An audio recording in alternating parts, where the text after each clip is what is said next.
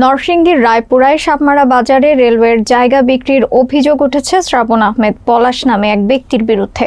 স্থানীয় সাপমারা গ্রামবাসীর ব্যানারে আয়োজিত এক সংবাদ সম্মেলনে এই অভিযোগ তোলা হয়। বিস্তারিত থাকছে নাইম ভূঁইয়ার প্রতিবেদনে।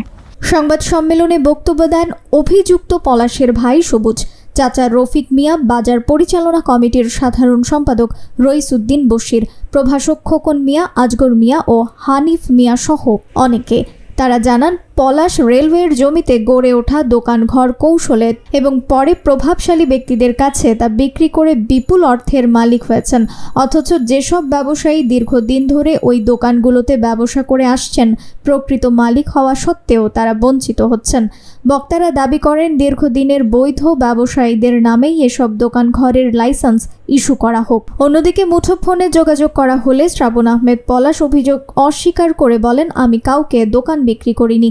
যারা দোকানে আছেন তারাই বাণিজ্যিক লাইসেন্স করে নিয়েছেন। এখন পর্যন্ত 1400 স্কোয়ার ফুট বাণিজ্যিক হয়েছে, আরও 2000 স্কোয়ার ফুটের কাগজপত্র জমা রয়েছে। আজকে পর্যন্ত কেউ বলতে পারবে না যে আমার নামে এই বিটটা বাণিজ্যিকরণ হয়েছে। আমি সাংবাদিক সম্মেলন অর্থ হলো যে অদূর ভবিষ্যতে আমাদের বাজারটা যেন শান্তিপ্রিয় হতে পারে। মাসের আলটিমেটাম 1 মাসের ভিতরে সে আমাদের উচ্ছেদ করে দেবে।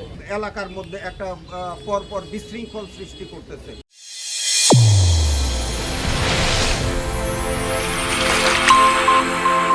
চ্যানেল A1 হৃদয় রেসপন্স।